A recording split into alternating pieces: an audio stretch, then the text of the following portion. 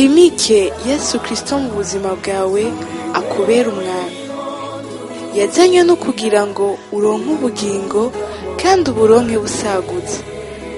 Ba mu ijambo rizana ubuzima bwawe bubeho buhinduka. Umusaraba ni etape incontournable. Umusaraba ni kibanza tugomba gushikako. Aho uri kuca hose nuti umwami ari kumwe nawe.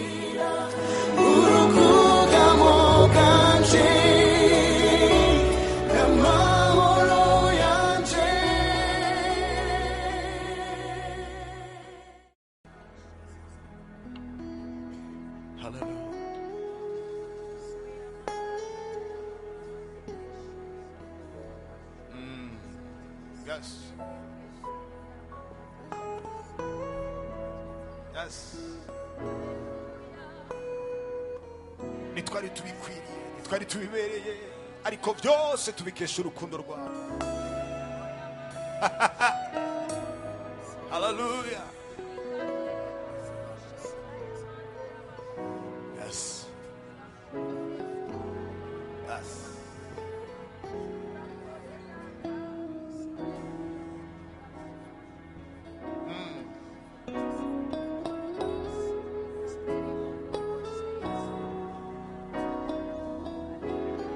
Gucika abana bawe, nta rubanza ruri kuri twebwe kubw'urukundo rwawe, nta rubanza ruri kuri twebwe kuko turi abahungu n'abakobwa bawe. Iyo ataba urukundo rwawe Yesu, uno munsi twari kuba turi muri kibanza gihe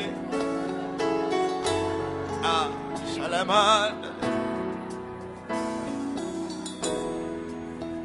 Twari twaratawe ariko kubw'urukundo rwawe utwegeza hafi yawe, udusanga mu byaha. Hallelujah. Ineza yawe idusanga aho twari twarazimiye, utwambika ubwiza n'icyubahiro cyawe, ntacyo twakoze. Oh, hallelujah. Twari ba incapable ariko uduha kuba capable muri wewe Yesu. Turabigushimiye muri kino gitondo. Hallelujah. Twari kure nk'ibyaha ariko uduha kuba ubwoko bw'abami n'abaherezi. Ntitwari tubikwiriye, iyo niyo mpamvu yo kugushima muri kino gitondo. Oh, hashepatelere bose kabaye abantu. Hallelujah, hallelujah, hallelujah. Hagira umuntu yofasha gushima muri kino gitondo. Oh, hallelujah, hallelujah. Shalamandelele boso tereba. Ha ha. Sholele mandere boso lolo. Terebe boso tere koshaya batekelele boso denema. Shendelele kosala batelele bobo. Oh, hallelujah. Abacunguwe ufashe gushima uwo mwami kubw'urukundo rwiwe, abatoranijwe, hallelujah, abambitse ubwiza, hallelujah. Oh, roko shalamandere mubu. Ico ni igikorwa kinini yakoze, kirenze byose, kirenze byose, kirenze byose, kirenze ico gitangaza, kiri hejuru y'iyo ndwara yawe, kiri hejuru y'ico kibazo cyawe. Oh, kugukunda gusa, kugukunda gusa, oh, kugukunda gusa, agatanga ico yarafise icagaciro, hallelujah, akaguhindurira izina. Oh, hallelujah, hallelujah, hallelujah, hallelujah, hallelujah. Oh, shalamambere kosole batereka ya mama mama. Oh, robobobo shandala mandere bobo. Shindelele bosoko talaba mama. Hallelujah. Yes. Yes. Yes. Muri kino gitondo duhagaze muri kino kibanza dushima igikorwa wakoze, dushima igikorwa wakoze ku musaraba, dushima igikorwa wakoze ku bw'ubugingo bwacu.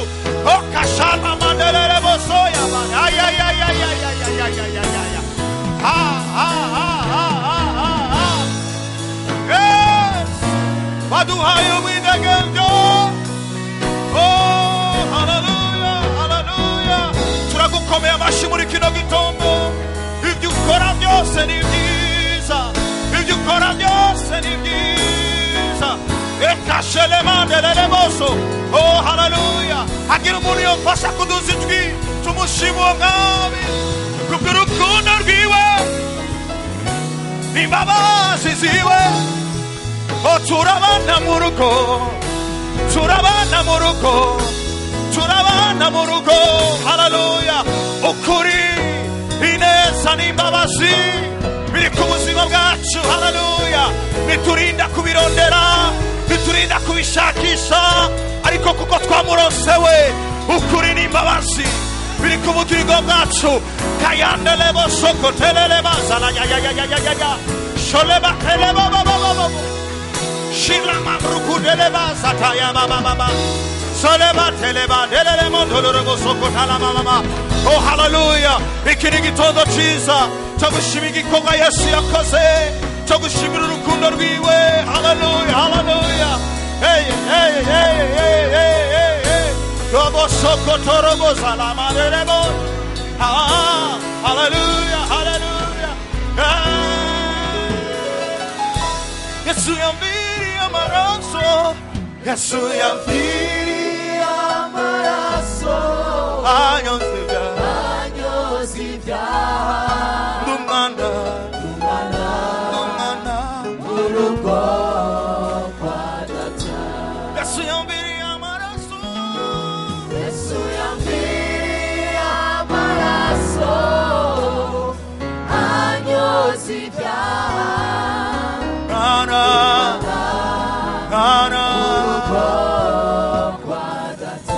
Yesu yamviri amaraso yiwe, Yesu yamviri amaraso. Haleluya. Anyozivya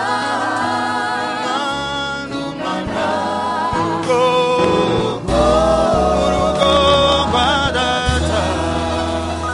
Oh turabana mu rugo rwiwe. Haleluya. Oh nacyo twakoze ariko n'ubuntu bwiwe.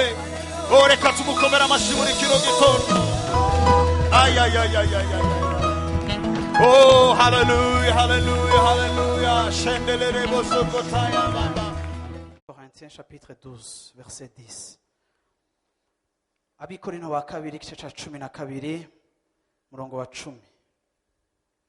Abikorino wa kabiri igice cya 12 murongo wa 10.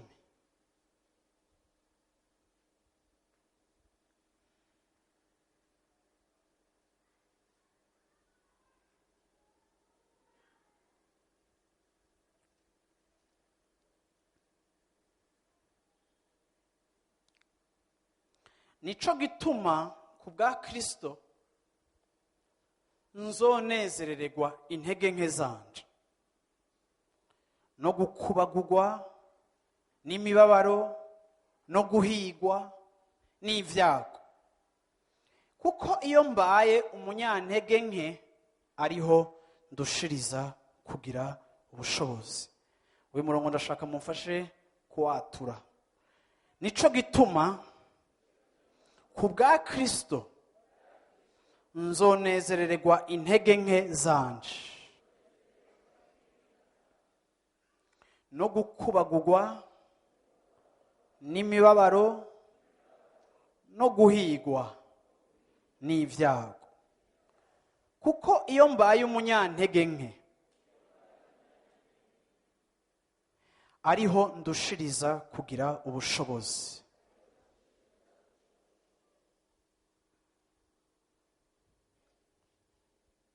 Paulo yaranditse amajambo agoye gutahura, ariko yandika ku bijanye n'ikintu twokwita intege nke canke mu gifaransa faiblesse. Aravuga ati nzoryohererwa intege nke zanje. Usomye no hejuru agenda yerekana ingene Yesu yamwigishije ikintu gikomeye ku bijanye n'intege nke.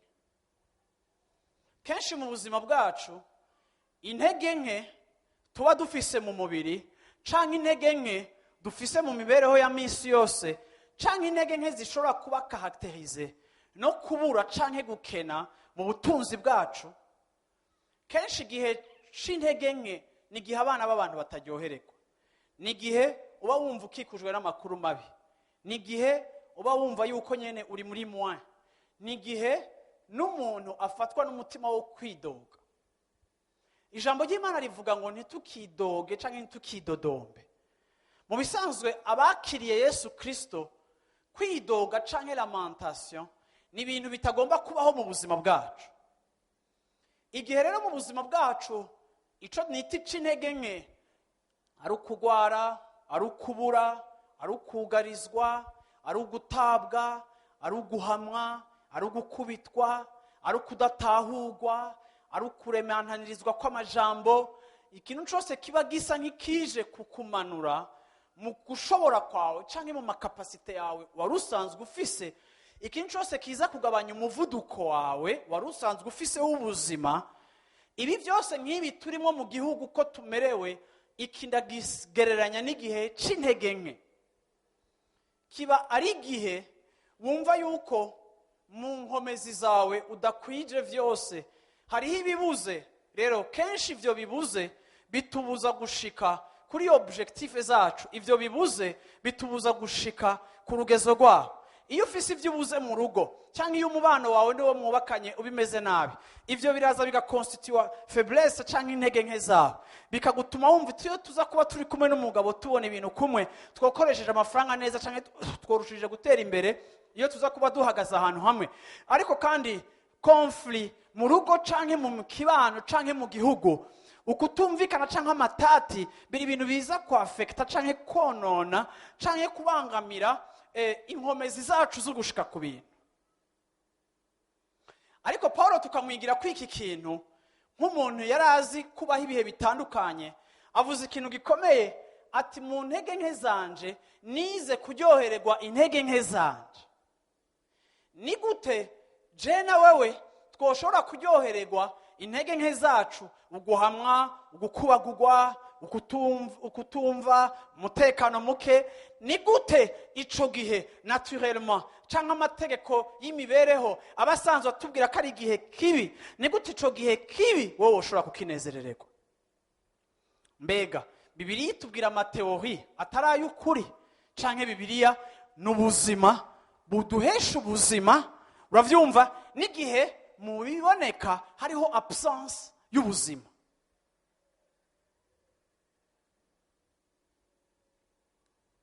Haleluya. Ubu nyene Paulo hari ikintu yari yaratahuye, sivyo? Aravuga ati mu ntege nke zanje. Haleluya. Ubiravye wo kwiyumvira imasegonde makeya, ikintu kigutumye woba wumva uvangiwe canke bitaryoshe, nuko quelque part uri mu ntege nke. Hari ibintu bikwafekta, bikwita umuntu ari faible.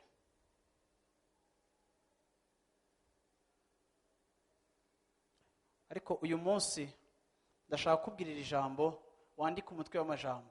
Iri jambo riravuga ngo uyu munsi habonetse inkuru nziza.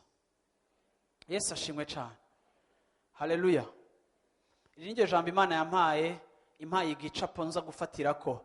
Ariko kandi reka dusome Abikorinto ba mbere igice ca 18, 1 Corinthiens chapitre 1 verset 18, kugira ngo tubandanye muri iri jambo uyu munsi nshaka ko tuza gufatirako. Imana igufashe wakira ico Imana igomba gukora kuri uyu munsi, kandi wihanganire umwanya wacu wagiye. Kuko ijambo ry'umusaraba, 1 Corinthiens chapitre 1 verset 18,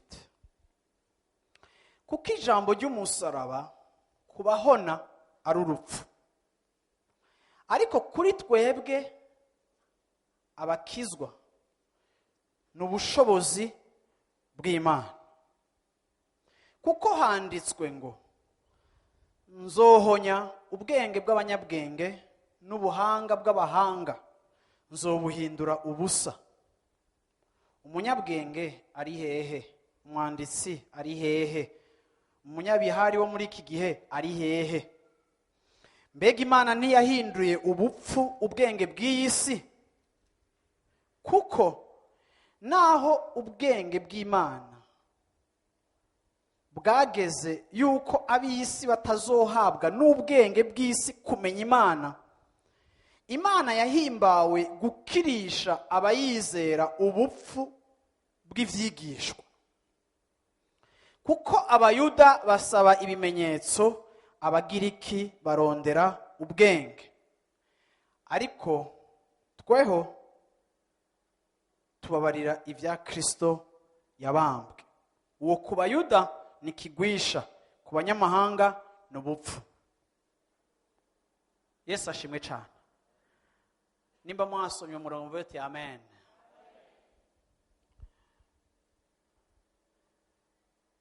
Iri jambo dusomye ndarifatanije n'iryo nahereyeko. Ngenda babwire rimwe ingene Imana ikora mu buzima bwacu.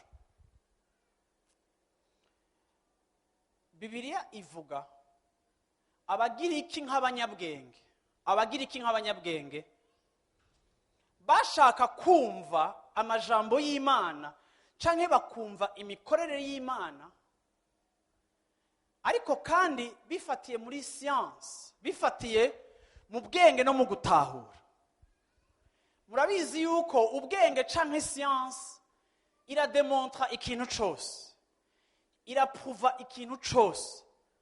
Ikintu cose udashobora kwemeza abantu, uravyumva, iconya siyansi nticemera, kuko ubwenge bwemera ikintu uvuga uti rimwe kongereza rimwe bingana kabiri.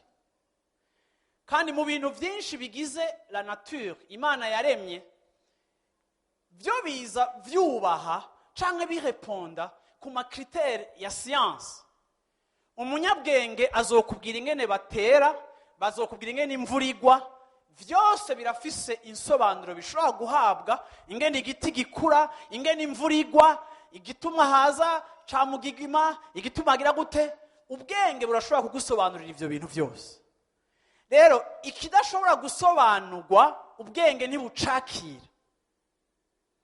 Rero abagiriki, abanyamahanga, igihe byabasaba kubamenyesha ivy'Imana, vyasaba kubumvisha ukubaho kw'Imana no gukora kw'Imana, ukademontra cyangwa ukamanifesta, ukagaragaza l'existence d'un Dieu, ukabidemontra. None ga abantu b'Imana, siyanse irashobora kukwemeza ko Imana ibaho?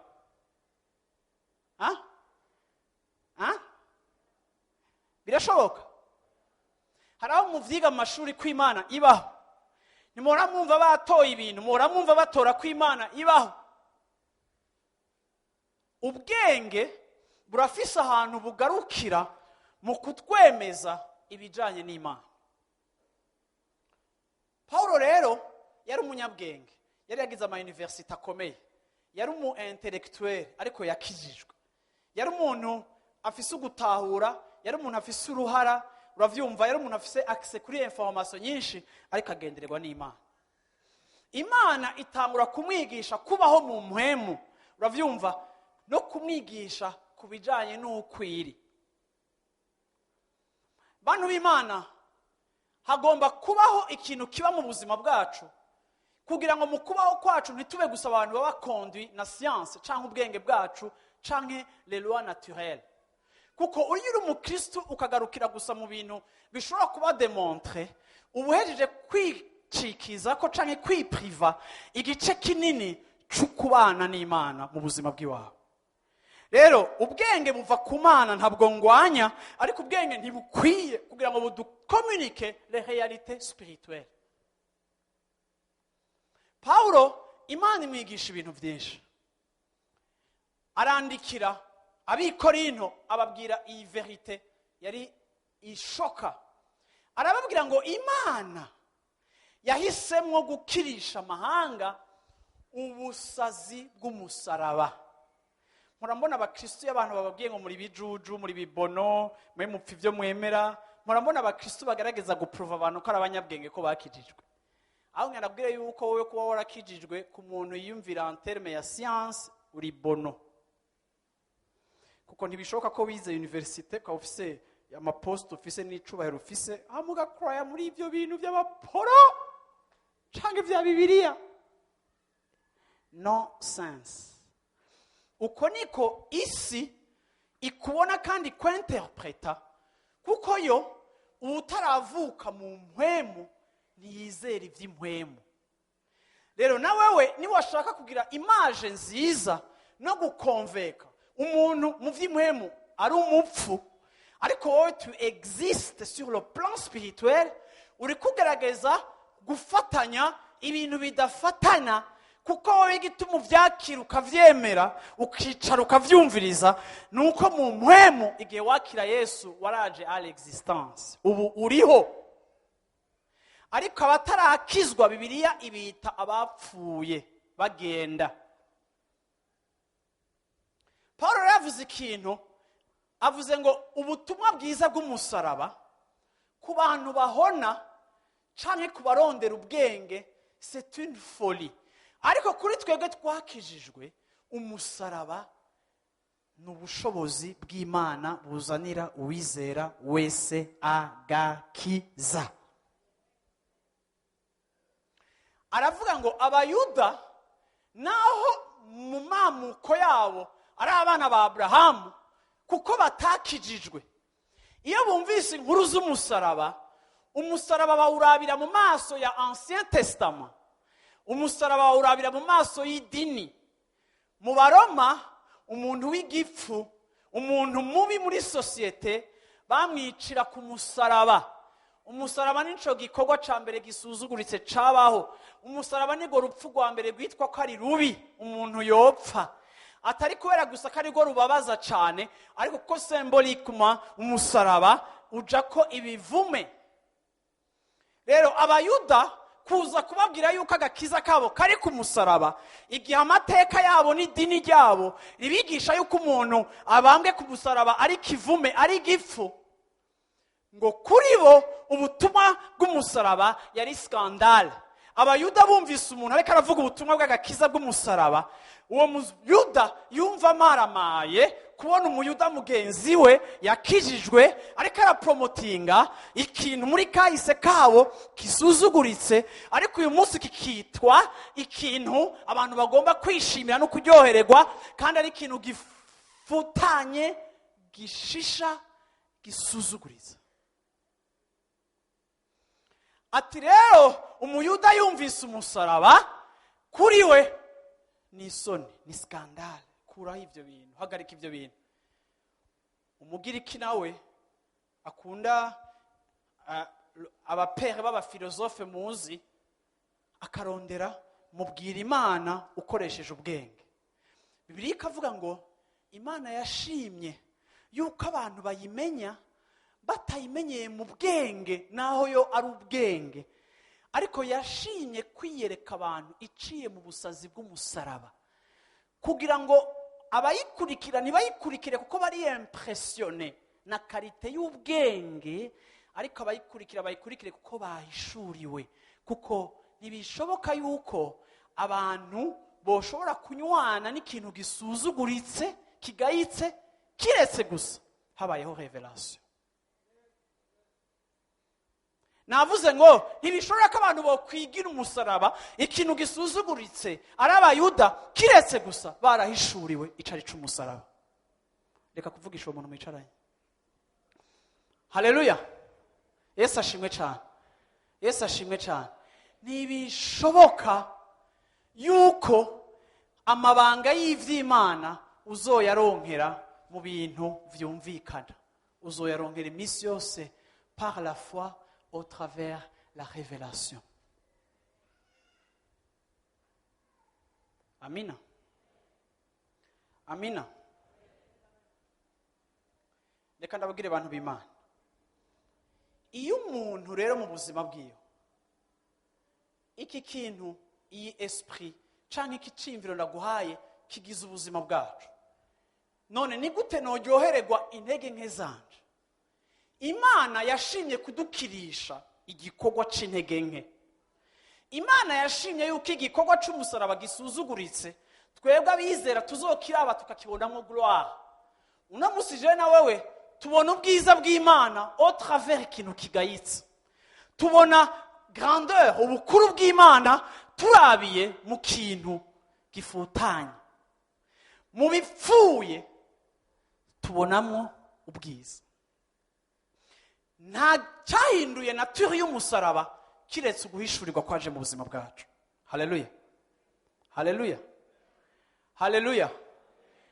Nico gituma abantu b'Imana nshaka kuvuga iki kintu. Iyo ndi faible, iyo ntashoboye, kenshi mu buzima bwacu abantu barakubwira ngo kora iki, kenshi Imana izokubwira iki guhamagariye, kenshi abantu bazokubonamwo ivy'Imana wotibonamwo. Uravyumva? Imana iguhamagare mu buryo bumwe, ariko kenshi ikintu gikunze kutwica nuko iyi Imana iriko irashira ku nzira yacu ama opportunité yaho igomba kujana, naho igomba gukoresha ubuzima bwacu. Reflexe yacu ya mbere twama twiraba ko kuri twebwe. Iyo abantu bavuze ngo ndakwizeye kugira ngo ukore iki kintu, ikintu ca mbere uzobanza gukora, uzobanza kuraba kuri faiblesse yawe. Ukavuga uti je sinzi kuvuga, ukavuga uti je sinize, ukavuga uti je sifise amahera yo gukora ivyo bintu, ukavuga uti jewe simere uko. Kenshi ubuzima bwacu tubwubakira turibaze kuri faiblesse zacu. Intege nke zanje ndazubakira ko kugira intambuko nteye canke iyo ntateye. Bakubajije ngo why, ukavuga undi kubera mfise intege nke, ni kubera ntafise amahera, ni kubera ntafise ababimfasha, ni kubera ntafise ibi. Kenshi kudashobora ni obstacle itubuza kwinjira muri destiny y'Imana. Nico gituma uno munsi muri kino gitondo, ni gituma nabwo ni gitondo c'inkuru nziza. Ndashaka uyu munsi ntusubire kwirabira mu kudashobora kwawe. Ntusubire kwipimira muri incapacité zawe. Paulo yaravuze ngo igihe nabuze, igihe nkubiswe, igihe ntawe, igihe ndi muri mwe, ico gihe iyo eta yanje ndayiryohererwa. Kuko igihe cyose jewe ndi muri mwe niho Imana iza ikigaragaza mu buzima bwanje. Igihe cyose ntashoboye nico gihe n'experiment gushobozwa n'Imana. Igihe cyose ntobishobora nico gihe gushobora kw'Imana kuza. C'est comme si yavuze ngo igihe nshoboye simbona Imana nk'ingene ndayibona ntashoboye.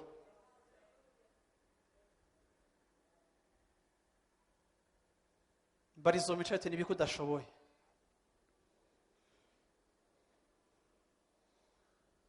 Bwana sifiwe sana. Bwana sifiwe sana. Mumfashe gatoya. Bwana sifiwe sana. Ndashaka ico kintu ucakire. Bwana sifiwe sana. Paulo imbere yiwe igihe haba hariho tashi, igihe hari ico yasabwa na mpwemu w'Imana, hama kabona ntari karifiye kugikora kubera mu nzira imwe canke iyindi aburaniwe, ico gihe yatangura kuryohererwa uko kubura, akamenya ati nimba ari ikintu ngiye gushobora gukora rero, bien iki coco ngiye kugishobora.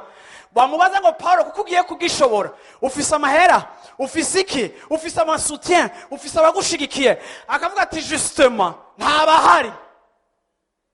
La preuve ko kutahaba kwabo ariko kukiye kuntuma Imana ihambera ikabahamplasa, kuko yabinyeretse izi ko ndi déficitaire, yabinyeretse izi ko ndi muri moins. Imana yo mu ijuru ikonfia tashe zikomeye abari muri moins. Nico gituma rero ukuba muri mwe kwanje ndagomba kukuryohererwa, ukubura kwanje ndagomba kukuryohererwa, duke twanje ndagomba kuturyohererwa, kuko nitubuza Imana gukora tubuza abantu gukora, ariko Imana iraturyohererwa kugira ngo yimanifeste. Bwana sifiwe sana. Subira mbarizo umuntu mushati ubuziki. Haleluya. Ndanse gutwaga umunezero wanje n'ivyo ntafise. Ndanse kubura amahoro yanje kubera ivyo ntafise. Ndanse kubura indirimbo yanje kubera ndi muri moi. Effectivement, c'est le meilleur moment de célébrer. Kuko c'est dans mes faiblesses que la puissance de Dieu se manifeste. Dieu ne se manifeste pas quand je peux, quand je suis fort. Il préfère se manifester quand je suis faible. Abari faible bavuge ngo amen. Yo. Abari faible bavuge ngo amen. Abari faible bavuge ngo amen. Ukudashobora kwanje guha access ukuguru kw'Imana kwinjira mu vyanje, amalimite yanje apermeta mpemu yera kwinjira mu vyanje, ukudashika kwanje. Nico gituma igihe nzoba mbuze nzoryohererwa ukubura kwanje, kuko nico gihe canje ca mbere muri vulnerabilité yanje, muri fragilité yanje, muri manquement zanje atacaza.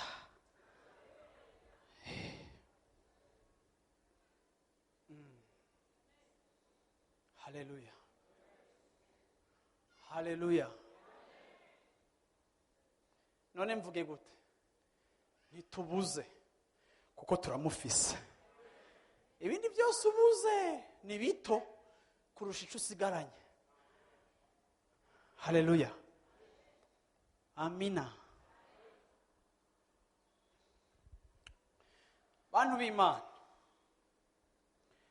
mu buzima hari ikintu gikomeye numvise mpemu yera anyibutsa kandi yanyigishije. Mu buzima uzutinya abantu bashoboye. Mu buzima uzutinya abakristo bashoboye.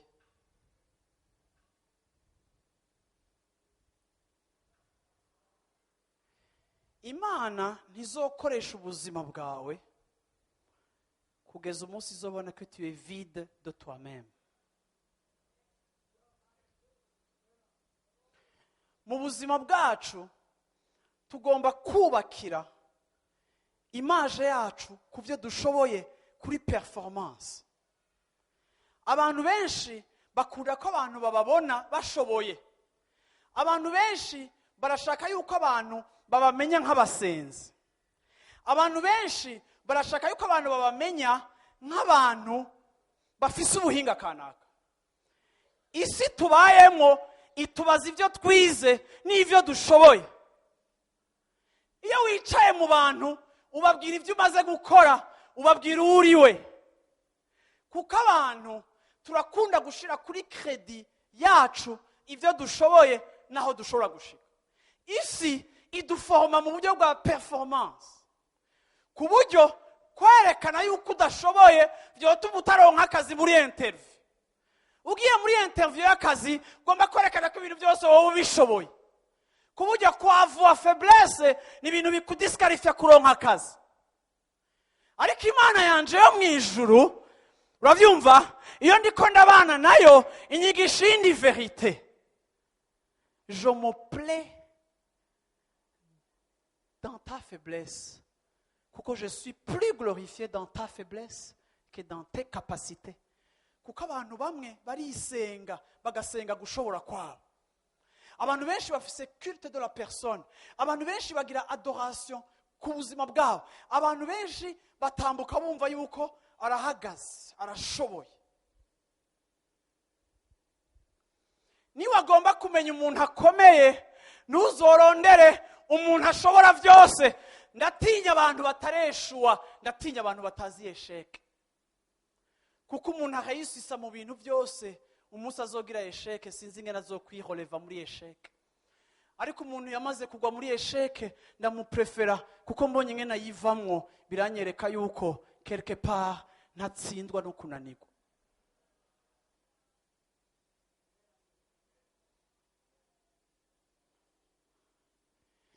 Bantu b'Imana, nitwubakira igikorwa n'ubuzima bwacu n'imiryango yacu ku byo twashoboye, ariko kandi twubakira ubuzima bwacu n'ibyo dukora tuvyubakira ku gushobozwa nawe.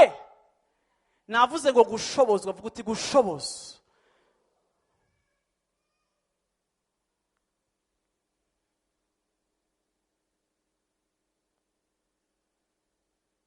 Usomye Ecclésiaste chapitre 2 verset Ecclésiaste 7:2.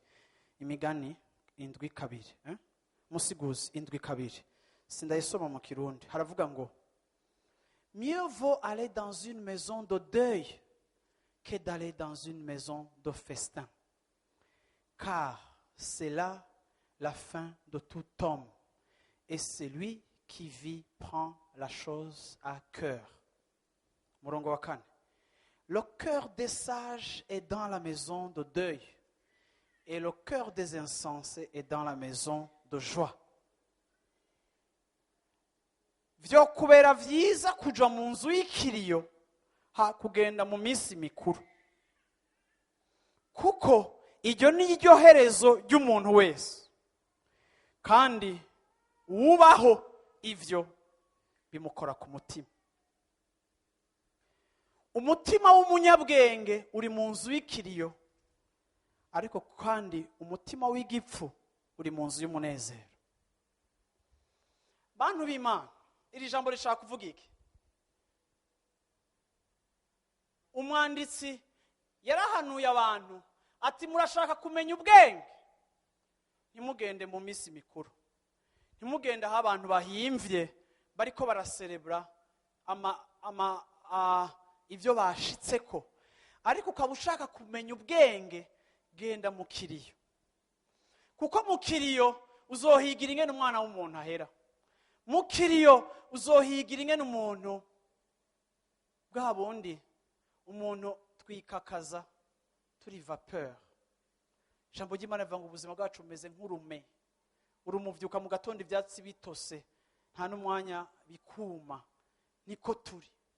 Iyo uri mu nzu y'ikiriyo urashobora kumenya ukabona quelle sera ta fin. Iyo uri mu nzu y'ikiriyo urashobora kubona n'ikiriyo cawe ingene kizosa. Hariho abantu kubera twizera nta n'ivyo wiyumvira kwivyo. Mw'izina rya Yesu. Limblo shende le kote. Yesu azoza nkiriho. Good. Uravyumva? Ariko kandi mu nzu y'ikiriyo uravyumva harashobora kukwigisha ico bita humilité, guca bugufi, aho ubuzima bw'umuntu babukonjiga au passé, ukiga ubwenge kugira ngo ubwo bwenge uhakuye bukwigishe kubandanya kubaho nk'utazohoraho, kubandanya kubaho nk'ufise ahagarukira. Bantu b'Imana, ngira ndakubwire ngo ijambo ry'Imana rivuga ngo Dieu résiste aux orgueilleux. Imana niyihanganira ubwibone. Ubwibone bwacu burashobora kuva mu kumenya ibyo dushoboye, ariko iyo Imana igukunda izogushikana imbere y'uruzi aho ibyo ushoboye byose bidashobora kuresolva equation y'ikiyaga gitukura, kugeza aho iraba ikavuga ati aha kuri faible devant la mer, urakeneye présence yanje, ngenda kudemontrere muri limite zawe aho jewe nshobora gukorera, bikagushira mu buzima bwawe kumenya yuko tu ne peux pas tout résoudre. Haleluya, haleluya, haleluya. Ndashaka kuvuga muntu w'Imana, inkuru nziza ugomba kumenya uyu munsi nuko aho ugarukira no kudashobora kwawe ntibihagaritse Imana gushishikara hamwe na wewe. Situation uri kuracamo mu buzima bwawe bwa misi yose, situation tuko turacamo mu gihugu, ntigiye kubuza Imana gushishikara umugambi wawe ku buzima bwawe. Haleluya. Nibi bihe niwidoge, kuko niwidoga uhabusa n'ingene uri kuridoga, ariko nibi bihe bibi biryohererwa. Uvuga uti nigihe turi faible où la puissance de Dieu se manifeste. Mana manifeste-toi, mana igaragaze, mana yerekane, mana nabuze ibi kombla ya mavide yose kubera ubunya nubakiye kuri wewe, kuko hari ibyo mfise natakaje, ariko ndagushimira kuko ndagufise, kandi naha reka nige kuhakurabira no kuhakubonera. Erega mana hari abantu bakubonye mu bihe bisa nk'ibi, reka nanje nje mu gitigiri c'abazoshingira intahe y'Imana yo muri mwa. Yesu ashimwe cyane. Haleluya. Ndahereje hano hantu muri 1 Roi chapitre kincho gicapa Imana yampaye ujya munsi mu ijoro nababwiye, numva Imana impumekeye muri iri jambo. Haleluya. Kandi ujyandike urishire kumuzirikanye, kuko ndizera ko hariho ico imana ikuzaniye ikoresheje ijambo ryayo. Bwana asifiwe sana. Yesu ashimwe cyane. 2 Rois chapitre 7 verset 1. Elisa, abami ba kabiri igice c'indwi ku murongo wa mbere. Elisa aramwishura ati nimwumve ijambo ry'Uhoraho. Uku niko Uhoraho agize ngo ejo nk'aya mango ku irembo ry'i Samariya ingero y'ifu igoretse izogugwa shekeri imwe, kandi n'ingero zibiri za sayari zizogugwa shekeri imwe nyene. Ariko umugabisha w'uwo mwami yagenda yegamiye yishura uwo muntu w'Imana ati mbega Uhoraho naho yotobora amadirisha mu ijuru ivyo vyoshoboka? Aramwishura ati uzobirabisha amaso ariko ntuzobijyako. Vuga uti ijambo ry'Imana. Vuga uti ijambo ry'Imana. Urabizi bantu b'Imana, ikintu gidutera kumenya yuko hari ibikoreka iminsi yose n'ijambo ry'Imana. Ikintu Imana yambwiye muri iryo joro, Imana yantahuje yuko igikomeye si igikoresho, igikomeye ni ijambo. Imana yokoresha ikintu cyose igihe kiriko kirakorera mu ijambo. Nico gituma natangwe ndabahanura mvuga nti ijwi ry'Imana ntirikabure mu buzima bwanyu. Iki gihe c'inzara, Elisa umwami amurungikaye uza kumuraba atamuzaniye amakuru meza. Nguye umuntu agishika muhemu w'Imana aza kuri Elisa. Elisa barira umuntu ati ejo ku muryango w'i Samariya igemeri inki ofete mu ncamake ibiharage ikiro kimwe kizoba kigugwa 10 francs ejo mu gitondo.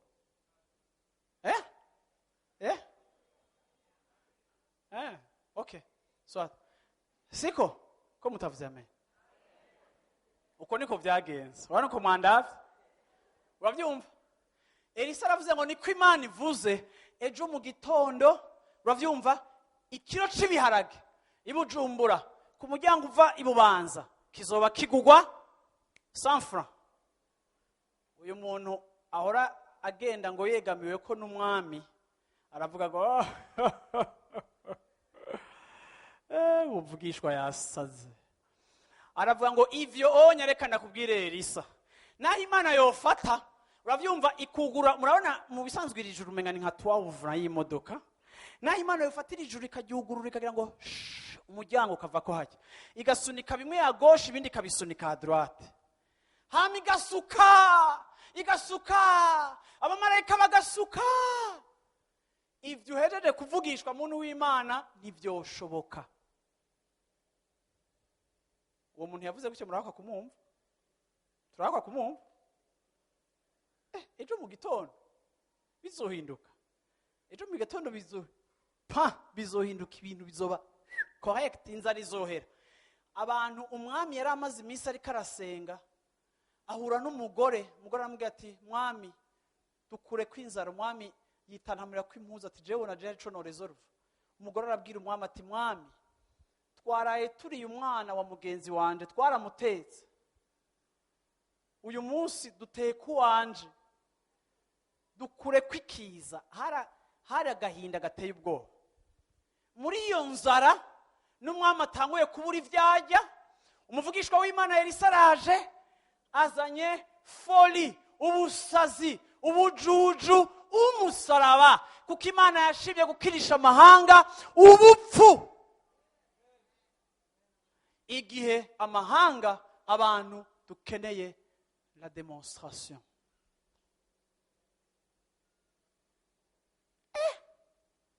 Ati naho Imana yo kugurura amadirisha ivyo je kuvuga ntibishobora kuba. Elisa nawe aramwishura ati wa mutipe wowe wanse kuvyemera, just Imana izoguha kubibona ariko ntavyo uzojyako. Usomye inkuru ya Bibiliya tubwira ngo ujya muntu igihe iyo nkuru y'ukinjya zabonetse i Samariya abantu barirutse ahagaze ku muryango ashaka kubahagarika ngo bagende buhoro buhoro par liste de priorité, hatangura aba VIP hakurikire n'abakurikira inyuma.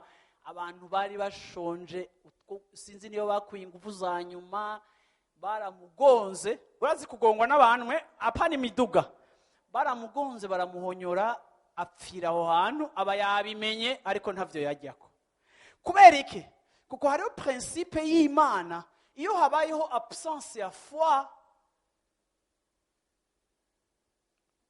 ntushobora kubenefisia icyo Imana iriko irakora ijana ku ijana. Ndasenga Imana ngo ikongere ukwizera. Navuze ngo reka Imana ikongere ukwizera, kuko n'ukwizera nako kuratunga abantu, n'ukwizera kurashigikira abantu, sivyo? Ariko igice nshaka gusoma ni guhera ku murongo wa 3 aho nyene mu bami ba kabiri, 2 Rois. Abami ba kabiri aho nyene igice c'indwi ku buhera ku murongo wa 3. Kandi hari abantu bane b'abanyamibembe. Vuguta abanyamibembe. Wowe reka gusoma unyumvirize, cyangwa usome abasoma mu Gifaransa kabikirundi mureke ndabasomera, sivyo? Kandi hari abantu bane b'abanyamibembe. Vuguta abanyamibembe. Ku irembo ry'igisagara baravugana bati, ni iki kitwicaritse ngaha kugira ngo tuhapfire? Tworamuka tugiye mu gisagara kandi hari inzara ingana icyo twogwayo, naho nyene nitwapfa kwicara ngaha no gupfa nta kindi. None rero nimuze twisabe ingabo z'Abasiriya, nibaduhangaza tuzobaho, naho nibatwica na kare twari gupfa no gupfa. Yesu ashimwe cyane. Yesu ashimwe cyane. Mu mabwirizwa ya Mose hari harasohotseho itegeko. Vuga uti itegeko. Iryo tegeko ryasohotse mu gihe ca Mose, Timote garuka nsubire nitangira akarorero. Uravyumva, itegeko ryasohotse mu byagezwe bya Mose, usomye mu Barewe riravuga ngo iyo umuntu mumuravye mukamudiagnostika mukabona ahantu na hamwe ku mubiri wiwe debut y'umubembe, bakamuraba, habaho n'igihe cyo gusuzuma abantu mu mico yabo n'imigenzo yabo, mukabona umuntu muri mwebwe, umugabo mu nzu cyangwa umugore mu nzu, akaba afise agace cyangwa akaba afise debut y'imibembe, kuko imibembe yari indwara yandukira kandi idafise umuti, mukabona hari umuntu afise imibembe muri mwebwe, uyu muntu mumuvane mubi wabo. Guhera uyo munsi uyu muntu azokwitwa umuntu ahumanye. Muri ordre y'amafaiblesse n'imbere y'icaha n'imbere y'ibindi byose nk'ivyo kwica umwana canke gukorora inda canke nk'ivyo kwica, imibembe cari icago kibi. Umuntu muzosanga afise imibembe mumusohore mumutware. Imana irabagenera igisagara n'igihe bariko baragenda muri desert, bagomba guprevoya ahantu ihema ry'Imana ryubakirwa n'ahantu imiryango yubakirwa, ariko abafise imibembe baragenda bakabashira ahantu mu bisagara bakagenda kure. Uyu mugabo rero naho yabafise umugore n'abana, yategerezwa guhera umunsi bamutoye umubembe ntiyasubira no kubasezera. Abagabo muri ngaha n'abamama muravyumva? Rero raba wewe baragutoye ingwara, baravuze ko abana bawe peu importe age bafise, urabona bawe iyo bafise c'est fini, ntuzopfa usube guhura nabo.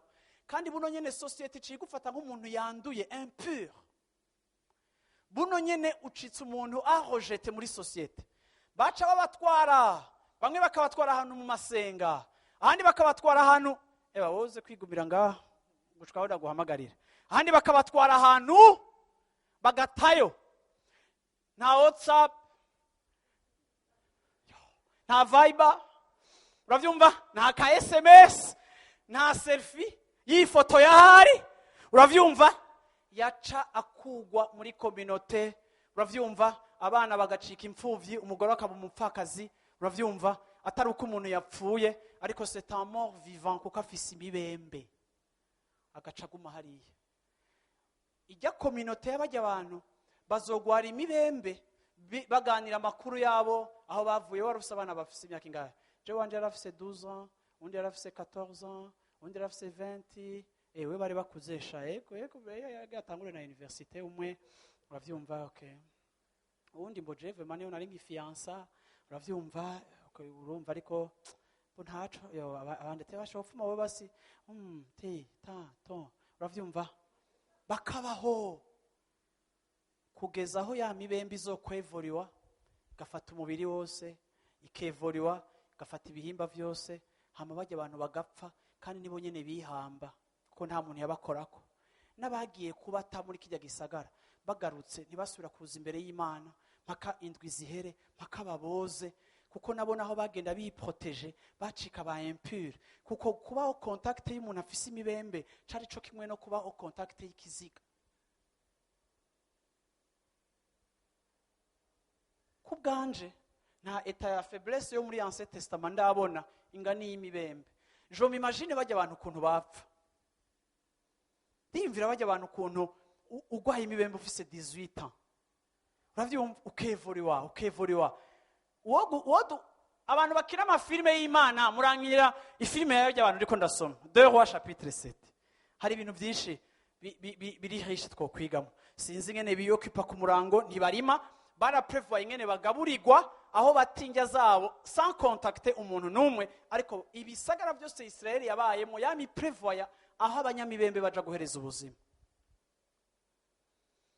igihe mu gihugu hari inzara abanyamibembe birumvikana yuko kuja kubafurnisa injya ivyari bikenewe ko nabandi nibafise ibyo bajya mwibuke ko abandi bageza aho bajya abana babo none ni gute bo kwibuka bajya bo bajya bo ni bapfe ni banyagupfa nabo inzara ibishe umunsi umwe ngo bari bane hama ngo baribwira ngo erega ari ugupfa twapfuye none ko n'inzara igiye kutwica birantangaza ingene abantu bafise instinct de survie birantangaza ingene abantu bari kondane gupfa bagitena kubaho birantangaza ingene abantu psychologiquement bari abattu bataza abana babaho bageze batamenya ko bapfuye canke ko bavyaye batamenya ko abagore babo bariho canke batariho atamakuru namwe bagifise birantangaza ingene bagitena kukubaho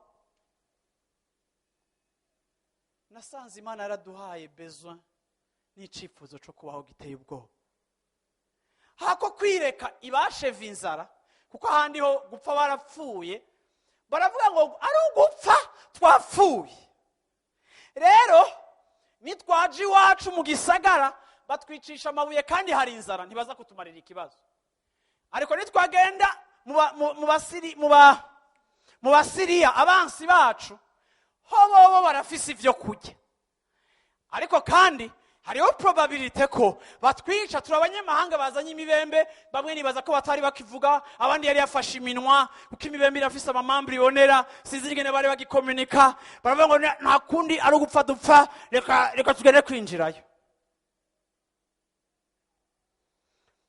muri uko kwiyumvira ko boja mu basiriya bakavuga ngo abasiriya baraza kutwica ariko naho nibatwica hoho hari ico tuzoba dukijije reka twigireyo ivyo bavyita faiblesse siko Bibiliya nari nteye ku murongo wa kombi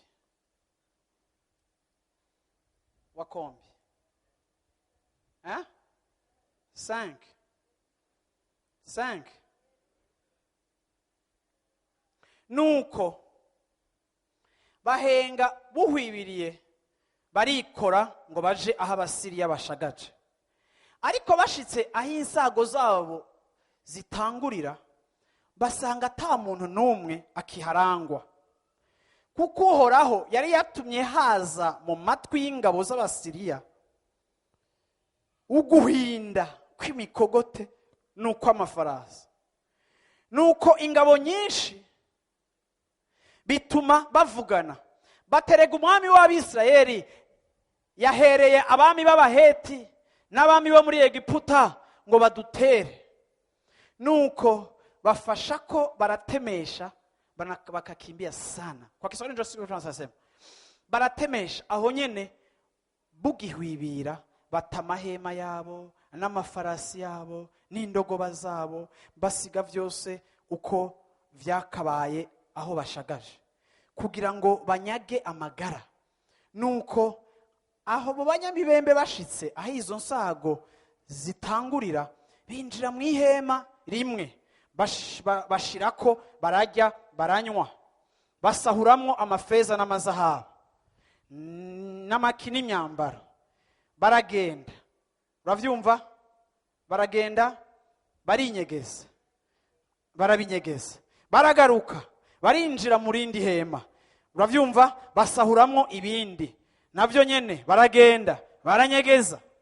Insécurité financière.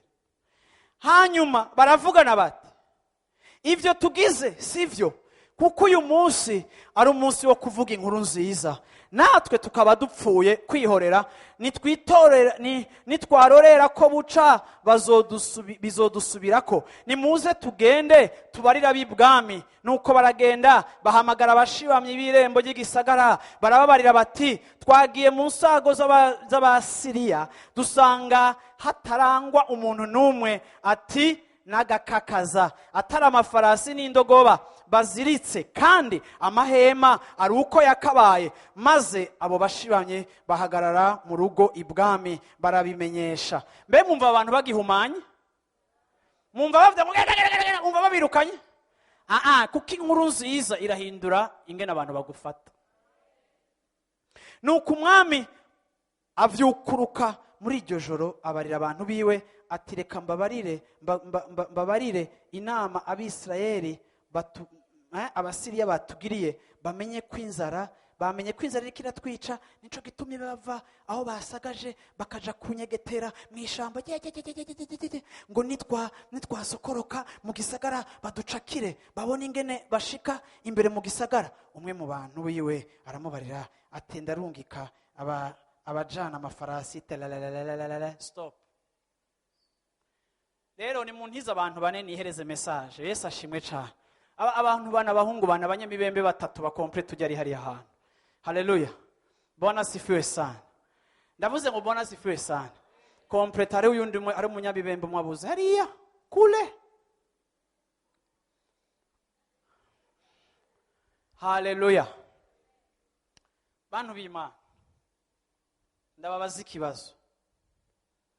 Je muranibaza kubera ko Imana ikomplika ibintu, kubera ko Imana itatumye imvura igwa bakarima bakimbura inzara igahera, kubera ko Imana muri Bibiliya huzuyemo amahistware muyumvise mwibaza ko arayanditswe atabayeho, pourtant yarabayeho. Kubera ko Imana umenga icisha ibintu ahantu. Ni giki Imana mu maso y'umunyabwenge nobona umenga irakomplika ibintu? Ni kubera ko Imana yatwandikiye mu gitabo amakuru asa nkayo. Nuko Imana yagombye kwigisha abayikurikira iki kintu gikomeye. Ndafise izindi nzira, ndashobora gukorera muri loi naturelle, ndashobora gukoresha ibitangaza, ndashobora gukorera mu bintu by'ubusazi, ndashobora gukorera mu bintu mwe mujija ko bipfuye ariko bikadegaje ubuzima. Rero abamukurikira tugomba kuba anime, tugomba kuba habité, tugomba kuba possédé, tugomba kuba envahi, tugomba kuba inondé, tugomba kuba immergé, tugomba kuba confondu, tugomba kuba tugomba kunywana n'ico gitekerezo gose. Ico gitekerezo gose kigomba kuba mu ishengero ry'Imana. Haleluya. Nituzi ngene abikora ariko ahora bikora, kandi akoresha inzira ashaka zose, ariko akatugirira neza. Imana izofata ibyo abantu basuzugura nk'abanyamibembe. Imana izofata les plus faibles muri société. Imana izofata ibyatawe. Imana izofata ibifise akamaro gake. Imana izofata ibidafise considération n'imwe. Imana izofata mu buzima bwawe ibyo wita ubusa, ivyitize kugira ngo ikize ihanga.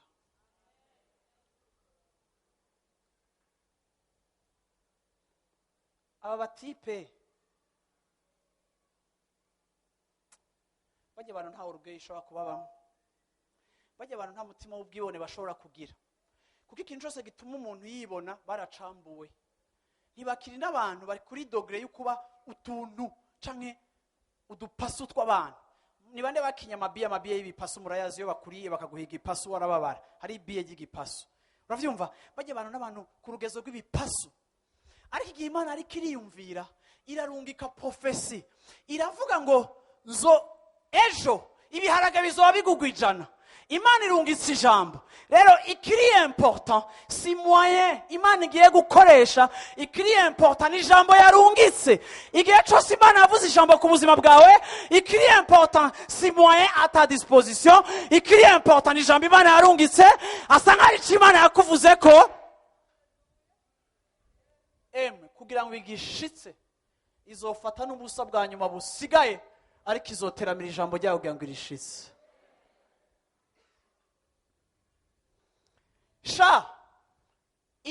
Ntaco bitwaye ikizokoresha.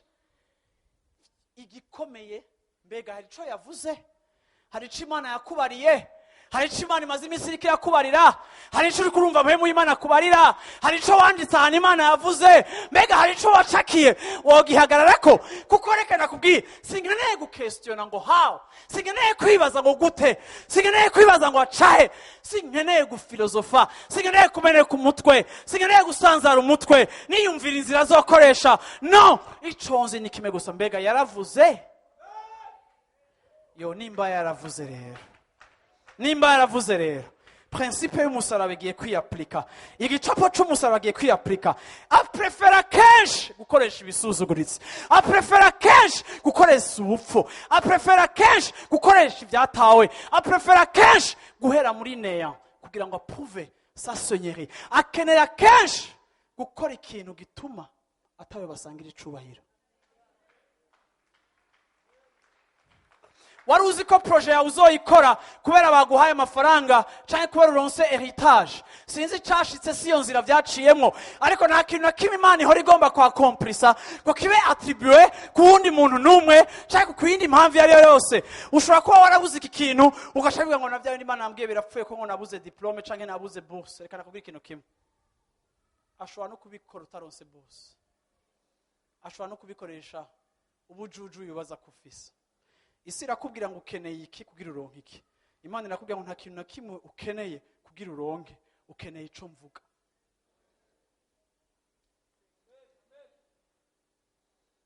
Nico gituma abantu b'Imana yaravuze. Yo ndagusavye unyishure ntugundaho. Yaravuze. Haye ico yaravuze kirahari. Ibisigaye byose rero ahuri vyibagire, kuko ndabira aba banyamibembe batazi na profesi Imana ibarungikiye akiyumviro kari suicidaire. Kuko reka nakubwira umuntu yiyahura n'umuntu atafise espoir, baravuga ngo ibyo byose gufatwa apfuye. Reka rero tugende iwacu hari inzara nta naho twoje, ariko reka tuje mu bansi bacu turabe ko bo tugaburira. Abanyamibembe baratanguye baraje, ni muze rero buhoro buhoro rero. Baje mu ijoro, Bibiliya ngo ugende rwabo rwatanguye mu ijoro. Baratanguye baraje engene nta mafiteri rega muragwaye ni mugikoza ko no ngaha harababa hose mbwira ni ibintu by'ama ni murabe ni mugende nkagukenye. Baragiye nizere ko muko muraza buhoro buhoro. Baragiye bamwe bafise inkoni ntibagende abanyaruka, saba jeune bariko barirukanka oya n'abatipe nyene baje umenga barashaje, ariko muri bajya bafise 18 ans, ariko imetero imwe bayigira mu minsi 3, urugendo abandi bagira amezi bagira ijoro rimwe, bo bagira amajoro 2, bararyamye handi hantu en plus barashonje.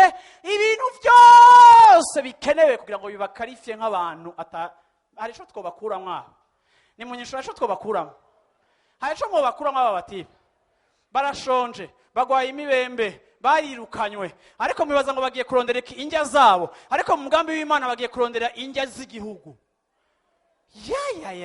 Vuga uti igihugu umuntu w'Imana bagiye kurondera igihugu, bagiye kurondera inkuru nziza ku gihugu, bagiye kurondera bonne nouvelle à la nation, bagiye kudekuvra. Haleluya! Abakomeye ntibagiye, abahizi b'umwami ntibagiye, abakomeye bo mu bwami si bo bagiye, ariko abavorien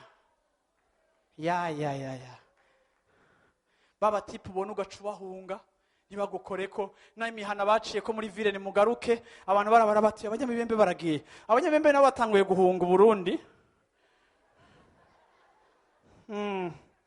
ibintu bimeze nabi birapfuye yo hari ico Imana yavuze hoba hari ijambo umuntu w'Imana peuple de Dieu y-a-t-il ni gutyo y-a-t-il une parole hoba hari ijambo ufise kuko nimba atajya ufise unakufa sana ariko hoba hari ijambo mbega Imana yawe ni kiraki ufise akamana kamanitse muri salon kadafise amatwi katazi no kuvuga kagasitati wamanitse ku ifoto canke Imana yawe iravuga nimba ivuga rero ko mutabandanya reka bigoma bibandanya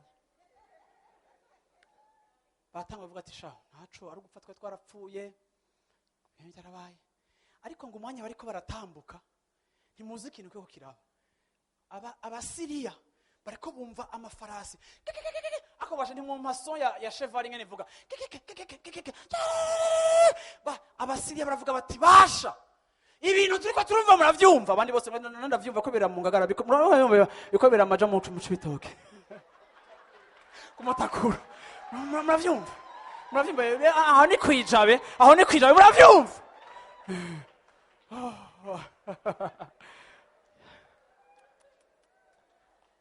oh haleluya ariko murabona ingene abantu bariko bagenda nta n'inguvu bafise ariko abantu bariko barumva ibintu kwijabe abantu bariko barumva ibintu kumutakura abantu bariko barumva ngo turaza kura abasiriya bavuga basha abasiriya ntibameze nka mekome muracahari abasiriya ngo bavyumvise gusa babijuje kuri son baca bariruka muri iryo joro nyene ni murabe bimwe muramumva mu makartier rero nkajya muca murara muriruka mwese mwijoro wako murindira mu gatondo bugaca ntimurumva ntimushobora kwibaza ibyo abasiriya bumvise igihe abanyamibembe bako baritambukira ngo baca baragira inama bavuga ngo umwami wa Isirayeli ahamagaye abami 3 bose baramushigikiye yabahereye baraje bose baca bavuga ngo umwe wese ngo bose batungwa nayo bameze kwara uwigitenge ibiki nufise kashe nayo yatwaye reka ndababwire abantu turahunga uri umuntu ahunze nta nica atwara uravyuma ntaca no kuri frontière ntafata n'indege niyerekana passport abivyo babonye muca muvyumva ni mwese ivyo muravyumva biroroshe kuvuga ibintu abantu bumva siko ndashaka mubone bajya abasiriya rero bobo mwibaza kandi natwaye passport baza kandi natwaye amafaranga yiwe nta numwe byose barabisize kuko hari igihe ugwa mu ruba rwinshi gushana natana kimwe bimvira gutekera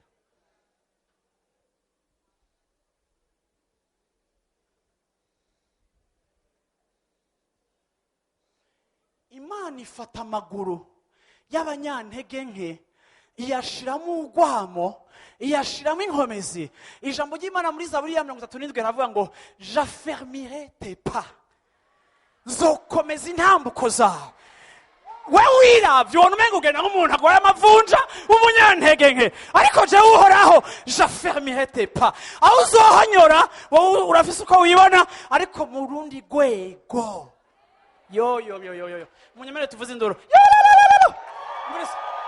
yo hewe baratambuka abanyantege ba mbere muri kategori ariko birukansa toute une nation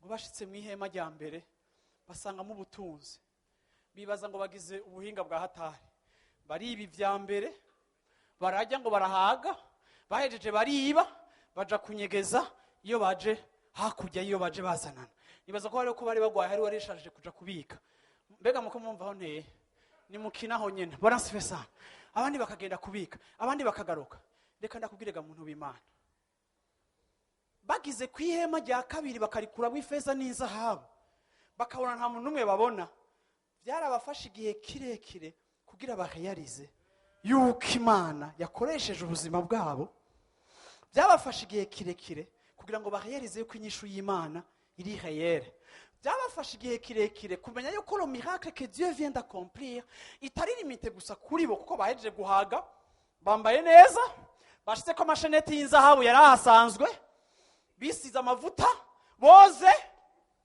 baca bati none tugire gute gabasha wewe hari icubuze amabezo araheze wewe nacubuze oya none tugire gute sha twaba tugize nabi kuri uyu munsi tutagiye kumenyesha abandi inkuru nziza y'ibyadushitseko.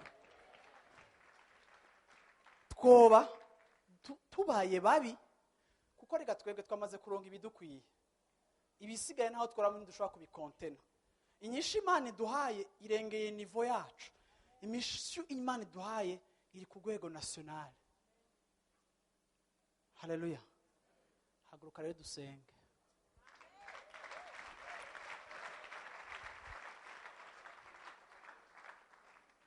Ngira nsengere ikintu kimwe gusa. Ngira nsengere amaguru yawe.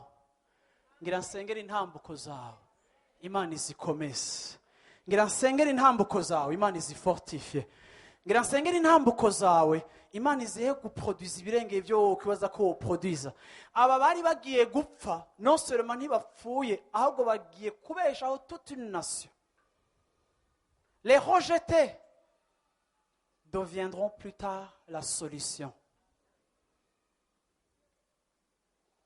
Wari bwibaze ko wowe ushobora kwitwa inyishu, wita umuntu wo kuri classe ya kangahe?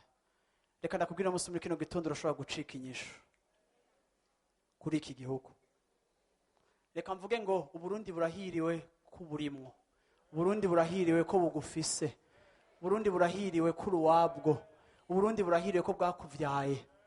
Wewe ubibona nk'umunyamibembe sinzi ngene wiyita, ako peu importe ngene wiyita, Imana izohaso intambuko zawe irengeye ico wibaza kuri. Duhaguruke dusenge.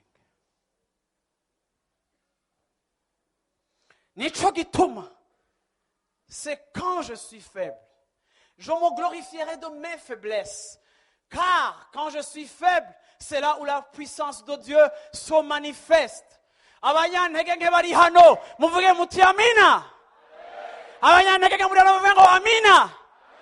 Intege nke kuri wowe, ariko igihe cyose Imana ikiriho, wowe nturi umunyantege nke. Nico gituma umuririmbyi aravuze ngo umunyantege nke avuga ati ndakomeye, umwora avuga ati ndatunze, ufutanya avuga ati ndagize gute.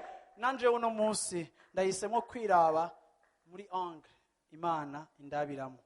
Sindi ico nibaza kondi canke ico uvuga kondi, ndi ico wa wundi ashigikira intambuko zanje, avuga kondi uzokonkerisa ama territoire.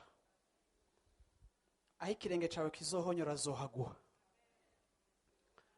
Uzoganza mu madomene utari bibaza ko uzoganzamo. Uzokwexera mu madomene wari bibaza yuko wewe uri lo moins qualifié kuyexeramo. Haleluya. Imana izogushira ku nzira y'ibintu bitasa na wewe, bitasa na trajectoire yawe. Abantu bavuga ngo ntibyaboneka ko azovamo kijya, ariko uzokivamo. Kubera iki? Imana ntiyitayeho kucikoresha, yitayeho kuco yavuze. Nimba yavuze uri gikoresho cyo kubishitsa. Haleluya. Urashaka kuduza ibiganza byawe. Mana yanje ndaguhaye icubara muri kino gitondo. Ndagushimiye kuriho, ndagushimiye kukora, ndagushimiye kuvuga. Ndagushima Mana kwiri jambo, Mana rijya hano hantu.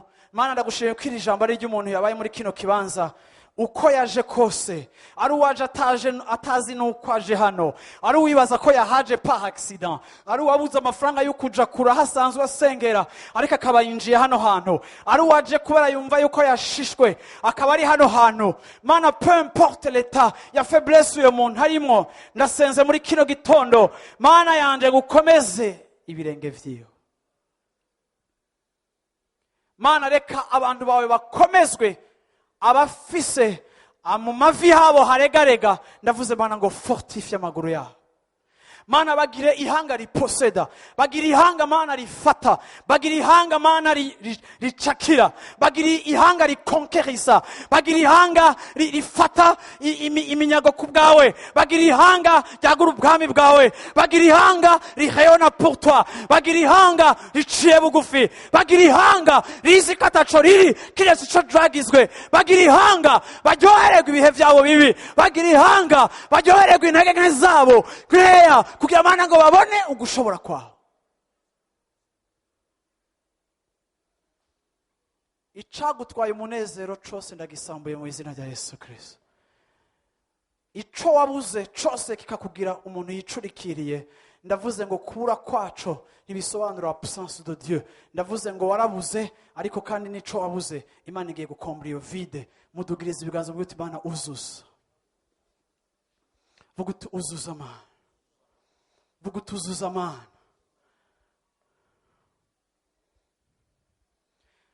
Mana, iciyumviro cose gitandukanye nico ndagisambuye mu izina rya Yesu Kristo. Iciyumviro cyo kwisuzugura ndagisambuye mu izina rya Yesu Kristo. Mana, washoboye gukoresha abanyuma mu banyuma kugira ngo uzane gloire yawe. Ndasenze Mana ngo n'uyu yicaye hano, uyu muvyeyi, uyu mwana, uyu munyeshuri, uyu unyafise ivyo yabuze, watakaje akazi, ndasenze Mana ngo abantu bawe muri iki gihe citwa Mana kari gihe cukubura, citwa kari gihe ca faiblesse, citwa kari gihe gisa na crise, ndasenze ngo mu izina rya Yesu Kristo intahe bazovana muri iyi saison, intahe bazovana muri iyi periode, baze bavuge ngo donc je me réjouirai dans mes faiblesses. Car c'est dans mes faiblesses que la puissance de Dieu se manifeste. Abantu b'Imana bavuge ngo amen. Abantu b'Imana bavuge ngo amen.